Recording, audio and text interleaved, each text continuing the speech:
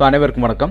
இன்றைக்கி நம்ம NX 1926ல் இன்றைக்கி நம்ம ஒரு டாபிக் பார்க்க போகிறோம். அதாவது 2D மாடலிங்கில் இப்போ கன்ஸ்ட்ரெயின் பார்த்துட்ருக்கோம். இதுதான் லாஸ்ட் செக்ஷன். ஸோ இந்த கன்ஸ்ட்ரெயினில் இன்றைக்கி நம்ம மேக் சிமெட்ரிக் பார்க்க போகிறோம். ஸோ இதோடைய ஐகான்ஸ் என்ன இப்படி தான் இருக்கும். இதோடைய விண்டோஸ் என்ன இருக்குது. So primary object, secondary, symmetry. So இது 3 ஆப்ஜெக்ட். ஸோ இதுலேயே நம்ம டைரெக்டாகவே தெரிஞ்சிட்டா போதும் என்ன இருக்குன்னு. ஸோ இதனுடைய ஷார்ட்கட் கீ என்ன இருக்குது. ஸோ இதனுடைய விண்டோஸ் சிமெட்ரிக் எப்படி இருக்குன்னு பண்ணி இந்த இடத்துல நம்ம காட்டியிருக்கோம். ஸோ இங்கே நீங்கள் பார்த்தீங்கன்னா தெரியும் நமக்கு இந்த இடத்துல 2 இடத்துல நம்ம எப்படி சிமெட்ரிக் பண்ணியிருக்கோம்னு சொல்லி. ஸோ இதனுடைய சிம்பிள் இப்படி தான் இருக்கும். அதோடைய மார்க்கிங் 2 ஏரோ மார்க். ஸோ இதை நம்ம இந்த எப்படி நம்ம பார்க்க போகிறோம். நம்ம ஆல்ரெடி நம்ம போன கிளாஸ்லேயே பார்த்துருப்போம். ஜியோமெட்ரி கன்ஸ்ட்ரெயின் எப்படி பார்த்துருப்போம். ஸோ நம்ம எப்படி ஒரு ஸ்கெட்சை நம்ம டைமென்ஷன் கொடுத்து கன்ஸ்ட்ரெயின் பண்ண மாதிரி ஜியோமெட்ரி கன்ஸ்ட்ரெயினும் அதே மாதிரி தான் நமக்கு ஒரு ஜியோமெட்ரியை உள்ளே இருக்கக்கூடிய பாயிண்ட் ஸோ எப்படி ஈக்குவல் கொடுக்கும். ஸோ இந்த மாதிரி நம்ம கன்ஸ்ட்ரெயின் நம்ம பார்த்துருக்கோம். ஸோ இதை தொடர்ந்து இந்த சிமெட்ரிக்கும் அதே போல்.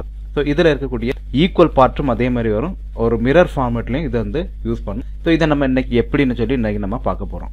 ஃபர்ஸ்ட்டு இப்போ நான் ஸோ இந்த 2D செக்ஷனுக்குள்ளே என்ட்ரு ஆயிருக்கும். இப்போ நம்ம பார்க்க போகிறது என்ன இருக்கக்கூடிய மேக் சிமெட். இதை நம்ம ஹைட் பண்ணிடலாம். இப்போ இந்த இடத்துல இப்போ நமக்கு நான் ஒரு ரஃப் ஆட்டு ஒரு லைனை நான் இப்படி கிரியேட் பண்ணேன். ஸோ அதே மாதிரி இங்கேயும் இதே மாதிரி ஒரு லைனை ரஃபாக கிரியேட். இப்போ நமக்கு தெரியும் இந்த இடத்துல மிரர் எப்படி பார்த்தோம். இந்த இடத்துல ஒரு ஆப்ஜெக்ட் இந்த இடத்துல மிரர் பண்ணுறோம்னா இதே டிஸ்டன்ஸ் இங்கே இருக்கோ அதே இது ஆப்போசிட்டில் அதே டைரக்ஷன்ல இருக்கும். ஸோ இது மிரர் கான்செப்ட் மாதிரி தான். இதுவும் கிட்டத்தட்ட அதே மாதிரி மிரர் கான்செப்ட் தான். ஆனால் இதில் பொறுத்த வரைக்கும் என்னென்னா இந்த 2 லைனுக்கு இடையில எவ்வளோ டிஸ்டன்ஸ் இருக்குதோ அந்த டிஸ்டன்ஸை டோட்டலை 2ஆக டிவைட் பண்ணி எடுக்கும். இப்போ நமக்கு இதில் ஒரு ரெஃபரன்ஸ் லைன் வேணும். இப்போ நான் இந்த ரெஃபரன்ஸ் லைன் இந்த கோஆர்டினேட் சிஸ்டத்தையே நான் செலக்ட் பண்ணேன். இப்போ நமக்கு இதே மாதிரி இந்த இடத்துல பார்ப்போம். நமக்கு இது வரைக்கும் நம்ம ஜியோமெட்ரி கன்ஸ்ட்ரெயினில் பார்த்தோம். இப்போ நமக்கு இந்த இடத்துல ஈக்குவல் பண்ணணும்னா நமக்கு ஈக்குவல் லென்த் நம்ம கொடுத்து நம்ம பண்ணலான்னு பார்த்துருப்போம். அதே மாதிரி சர்க்கிள்லையும் ஈக்குவல் ரேடியஸ் கொடுத்து நம்ம பார்த்தாலும் நம்ம பார்த்துருப்போம். இப்போ இதே இடத்துல இந்த லைன் இதே லைன் இப்படி இருக்குது. இப்போ எனக்கு இதே லைன் ஈக்குவலாக இந்த லைனுக்கு ஈக்குவலாக இது வேணும்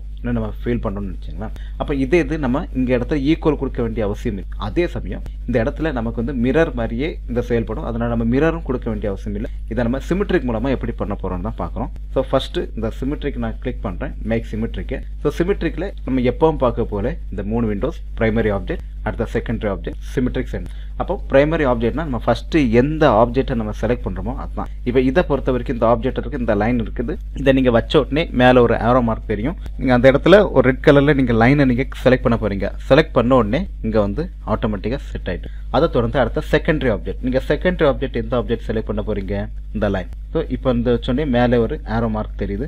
ஸோ ஓகே, இப்போ நமக்கு மேக் சிமெட்ரிக் ஆகணும்னா இதுக்கு ஒரு சென்டர் வேணும். ஸோ இந்த சென்டர் பொசிஷன் இந்த இடத்துல ஒய்யை நான் செலக்ட் பண்ணுறேன். ஸோ அந்த இடத்துல செலக்ட் சென்டர் லைன் இருக்குது. நான் டேரெக்டாக நான் செலக்ட் பண்ணுறேன். ஸோ செலக்ட் பண்ண உடனே பாருங்கள் இந்த இடத்துல இந்த லைனுக்கு ஈக்குவலாகவே வந்துட்டு பார்த்தீங்களா. அப்போ நமக்கு எந்த இதுவுமே பண்ணல, ஈக்குவலாக ஈக்குவல் டிஸ்டன்ஸும் ஸோ அப்போ நமக்கு சிமெட்ரிக் ஆயிருக்கு நம்ம கண்டுபிடிக்கிறதுக்கு ஒரே ஒரு கான்செப்ட் என்னன்னா இங்கே ஒரு ஏரோ மார்க் ஆப்போசிட் டைரக்ஷனில் தெரியும். இங்கே ஒன்று இருக்குதா. ஸோ இதே மாதிரி இப்போ நமக்கு இதே இதில் ஜியோமெட்ரி கன்ஸ்ட்ரெயின் கொடுத்தோம்னா இங்கே ஸ்கெட்ச் கன்ஸ்ட்ரெயின் ஆகல. நமக்கு டிஃபால்ட்டாக ஸ்கெட்சை நம்ம கன்ஸ்ட்ரெயின் பண்ணணும். எப்படி கன்ஸ்ட்ரெயின் பண்ணணும்னு பார்க்கலாம்.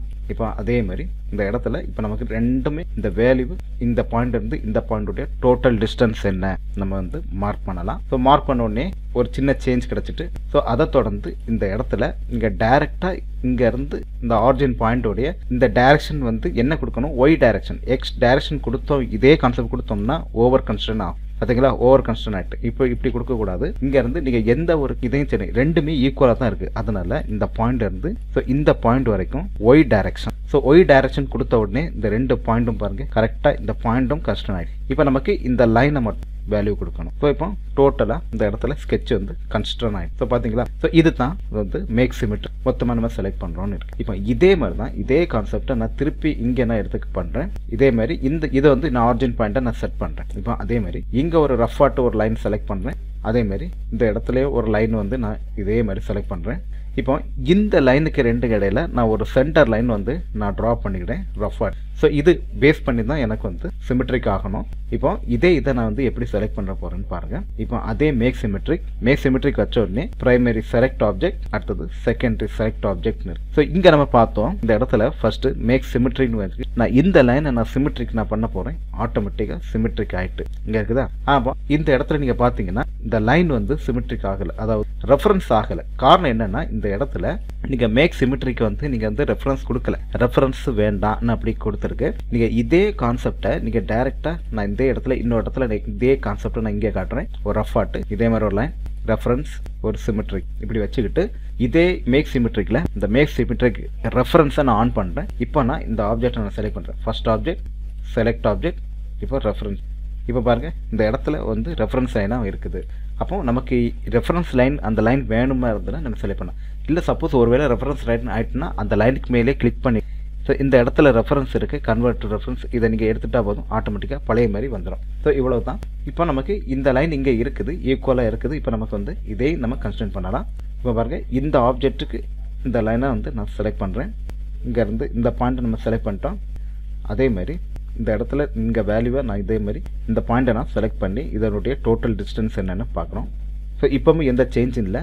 அதேமாதிரி இங்கேருந்து இந்த பாயிண்ட்டுக்கு இவருடைய ஒய் வேல்யூ என்னன்னு பார்த்தோம். அதே மாதிரி எக்ஸ் வேல்யூ நம்ம மார்க் பண்ணலாம். ஸோ மார்க் பண்ண உடனே இந்த இடத்துல வந்துட்டு ஏன்னா நமக்கு இந்த பாயிண்ட் ஆர்ஜின் எடுக்கு, இந்த பாயிண்ட் நம்ம ஆர்ஜின் எடுக்கலை. ஏன்னா நமக்கு ஆல்ரெடி தெரியும் ஒரு ஆப்ஜெக்ட் வந்து நம்ம கன்ஸ்ட்ரெயின் ஆகிட்டா அந்த கன்ஸ்ட்ரெயின் ஆப்ஜெக்டுடைய ஒரு நோட்ல இருந்தே நம்ம கன்ஸ்ட்ரெயின் பண்ணலாம். ஸோ இதனால நமக்கு இதில் ஈஸியாக தெரியும். அப்போ இந்த இடத்துல ரேபிட் டைமென்ஷன் இருக்குது. ரேபிட் டைமென்ஷன் மூலமாக நமக்கு எந்த லைனை வந்து நம்ம சிமெட்ரிக் பண்ணியிருக்கோமோ அதனுடைய டிஸ்டன்ஸ் கொடுத்துட்டோம்னா ஆட்டோமேட்டிக்காக ரெண்டும் இந்த இடத்து ஈக்குவல் ஆயிரும். ஸோ இந்த ரெஃபரன்ஸ் வந்து நம்ம ஜஸ்ட் ரெஃபரன்ஸ்க்காக தான் இதை நம்ம யூஸ் பண்ண வேண்டிய அவசியம் இல்லை. கன்ஸ்ட்ரெயின் அப்படியும் ஒருவேளை கன்ஸ்ட்ரெயின் பண்ணால் கூட இந்த வேல்யூ இதே அதே மாதிரி தான் இந்த பாயிண்ட்ல இருந்து ஆல்ரெடி கன்ஸ்ட்ரெயின் ஆன பாயிண்ட்டுக்கு எக்ஸ் வேல்யூ ஸோ ஆல்ரெடி டோட்டலாக செலக்ட் ஆகிட்டு இந்த வேல்யூவும் கன்ஸ்ட்ரெயின் ஆகிட்டு. ஏன்னா நமக்கு எப்பவும் ஒரு ஆப்ஜெக்டை நம்ம வந்து டிஃபால்ட்டாக நமக்கு வந்து கன்ஸ்ட்ரெயின் பண்ண தெரிஞ்சிட்டுனா ஆட்டோமேட்டிக்காக நமக்கு எந்த ஸ்கெட்ச்லேயும் நமக்கு வந்து எந்த ப்ராப்ளமும் வராது. ஸோ இதுதான் ரொம்ப முக்கியம். அதனால நமக்கு டிஃபால்ட்டாக நீங்கள் செட் பண்ணி ஒர்க் பண்ணுறதா இருந்தாலும் ஃபஸ்ட்டு அதை வந்து நமக்கு எப்படி கன்ஸ்ட்ரெயின் ஆகிருக்குன்னு நமக்கு எப்பவும் போல தான் நம்ம என்ன மாதிரி நம்ம ஒர்க் பண்ணுறோமோ. ஸோ நீங்கள் இந்த மாதிரி இப்போ செட் பண்ணியிருக்கேன். நம்ம ஒரு ரெஃபரன்ஸ்க்காக தான் ஒரு ஜஸ்ட்டு எப்படி தெரியணும்காகத்தான் நம்ம இந்த இதை நம்ம பண்ணுறோம். ஸோ வேல்யூ கொடுத்துட்டோம். அதே மாதிரி தான் இந்த ரெஃபரன்ஸ் லைனுக்கும் இதே மாதிரி தான் வேல்யூ கொடுக்கும். ஒரு பாயிண்ட் இருந்து இப்போ நமக்கு இதில் வந்து ஓவர் கன்ஸ்ட்ரெயின் இந்த வந்து கரெக்டாக வந்து ஒய் வேல்யூ தான் வரணும், எக்ஸ் வேல்யூ வரக்கூடாது. அதனால நம்ம வந்து எந்த இடத்த நம்ம கரெக்டாக நம்ம பண்ணிக்கணும். ஸோ இப்போ இந்த லென்த்து இருக்குது, இந்த லென்த்துக்கு நம்ம வேல்யூ கொடுக்கல. ஸோ இந்த ஸ்கெட்ச் இஸ் ஃபுல்லி கன்ஸ்ட்ரெயின் வந்திருக்கா. இதே மாதிரி எந்த ஒரு ஆப்ஜெக்ட் இருந்தாலும் நமக்கு இதே மாதிரி கன்ஸ்ட்ரெயின் பண்ண தெரியணும். ஸோ இவ்வளோ தான் இந்த வந்து மேக் சிமெட்ரிக். ஸோ இதே மாதிரி தான் நம்ம இந்த சர்க்கிள்லேயே இதே மாதிரி தான் நம்ம பண்ணலாம். பாருங்கள் இங்கே ஒரு சர்க்கிள் இருக்குது, இங்கே ஒரு சர்க்கிள் இருக்குது. இதே மாதிரி சர்க்கிள் ஆப்ஜெக்டையும் கூட நம்ம வந்து இந்த இதில் போன கிளாஸில் பார்த்துருப்போம். இந்த இடத்துல நமக்கு ஒரே சர்க்கிள் நமக்கு எந்த சர்க்கிள் நம்ம வேல்யூ கொடுத்து ஈக்குவல் பண்ணுறோமோ அதே மாதிரி இந்த சர்க்கிளும் அதே மாதிரி ஈக்குவல் வரணும்னு பார்ப்போம். அதே மாதிரி மேக் சிமெட்ரிக்கில் நீங்கள் பண்ணணுன்றதுல ரெண்டுமே ஈக்குவலாக வந்துடும். இப்போ இந்த சர்க்கிளை நான் ஃபஸ்ட் ஆப்ஜெக்டை நான் செலக்ட் பண்ணுறேன். அடுத்தது செகண்ட் சர்க்கிள் ஈக்குவலாக செலக்ட் பண்ணிட்டேன். அதனால் செலக்ட் சென்டர் லைன் இவருக்கு ரெண்டு ஈக்குவல் ஆகிட்டா. ஸோ அதே இந்த சென்டர் பாயிண்ட்லேருந்து இந்த சென்டர் பாயிண்ட் சர்க்கிளுக்கு வேல்யூ கொடுக்கலாம். அதே மாதிரி இங்கேருந்து ஒய் வேல்யூ எவ்வளோ இருக்குன்னு நம்ம கொடுத்துட்டா போதும். ஸோ ரெண்டு பாயிண்ட் வந்து கன்ஸ்ட்ரெயின் ஆகிட்டு அடுத்தது நமக்கு இந்த சர்க்கிள் வேல்யூ என்னென்னு அந்த ஒரு பாயிண்ட் நம்ம கொடுத்துட்டா போதும். ஸோ டோட்டலாக எல்லாமே கன்ஸ்ட்ரெயின் ஆகும். இந்த sketch is fully constraint. So இது தான் இந்த மேக் சிமெட்ரிக் இருக்குது. இதை நமக்கு டிஃபால்ட்டாக செட் பண்ணியிருப்போம். இப்போ நான் வந்து இதை நான் டேரெக்டாக என்ன பண்ணுறேன்னா இந்த இடத்துல நான் ஃபினிஷ் கொடுத்து நான் வெளியே வந்துட்டேன். இப்போ நான் வந்து வேறு ஒரு பேஜை நான் ஓப்பன் பண்ணுறேன். இப்போ நமக்கு இதை வந்து நான் ஆப்டிமைஸ் பண்ணி வச்சுருக்கனால இருக்குது. நான் இன்னொரு மாடல் நான் ஓப்பன் பண்ணுறேன். ஸோ இன்னொரு மாடல் ஓப்பன் பண்ணும்போது டேரெக்டாக இந்த ஸ்கெட்சை நீங்கள் வந்து டேரெக்டாக நீங்கள் செலக்ட் பண்ணும்போது டிஃபால்ட்டாக வந்து என்ன பேஜ் செட் பண்ணியிருப்பாங்களோ அந்த பேஜ் தான் வரும். நான் இதே மாதிரி இந்த லைனை நான் க்ரியேட் பண்ணுறேன். ஜஸ்ட்டு இப்படி ஒரு லைன் நான் க்ரியேட் பண்ணுறேன். ஏற்கனவே பார்த்த மாதிரி தான் பாருங்கள். இந்த டிஃபால்ட்டாக ஆட்டோமேட்டிக்காக எல்லா வேலையுமே செலக்ட் பண்ணணும். இப்போ இந்த இடத்துல மேக் சிமெட்ரிக் நீங்கள் கொடுத்த பாருங்கள் எப்படி வருதுன்னு பாருங்கள். மேக் சிமெட்ரிக் இந்த பாயிண்ட் ரெஃபரன்ஸு இந்த வேல்யூ. ஸோ இதே மாதிரி ஈஸியாக நமக்கு டிஃபால்ட்டாக செட் பண்ணக்கூடிய வேல்யூவாக இருந்ததுன்னா இதே மாதிரி இந்த பாயிண்ட்டுங்க வந்துடும். எக்ஸ் வேல்யூ டைமென்ஷன் நம்ம எப்படி மார்க்கிங் பண்ணியிருக்கோமோ ஸோ அதே மாதிரி நீங்கள் செட் பண்ணிருக்கோம். அதனால் நீங்கள் வந்து இதை நீங்கள் ஒர்க் பண்ணுறதா இருந்தீங்கன்னா ஃபஸ்ட்டு ரெண்டு பேஜை எடுங்க. ஒரு பேஜை வந்து ஆப்டிமைஸ் பண்ணி வைங்க, இன்னொரு பேஜை வந்து டிஃபால்ட்டாக அதை எப்படி ஓப்பன் பண்ணியிருக்குமோ அதை மாதிரியே விட்டுருங்க. ஸோ இதே மாதிரி ரெண்டு விஷயத்தை நீங்கள் கம்பேர் பண்ணி பாருங்கள். அப்போ நீங்கள் வந்து கன்ஸ்ட்ரெயின் பண்ணும்போது ரெண்டு பேஜையும் நீங்கள் ஒரே ஆப்ஜெக்டை எடுத்து நீங்கள் எக்ஸசைஸ் நீங்கள் பண்ணி பாருங்கள். ஸோ பண்ணி பார்க்கும்போது டேரெக்டாக இதில் வந்து என்னென்ன நம்ம கன்ஸ்ட்ரெயின் பண்ணும்போது என்ன மாதிரி எரர்லாம் வரும்னு சொல்லி நீங்கள் வந்து கிராஸ் செக் பண்ணும்போது தான் உங்களுக்கு இது ரொம்ப ஈஸியாக புரியும். ஸோ இது வரைக்கும் நீங்கள் பார்த்ததற்கு நன்றி. வணக்கம்.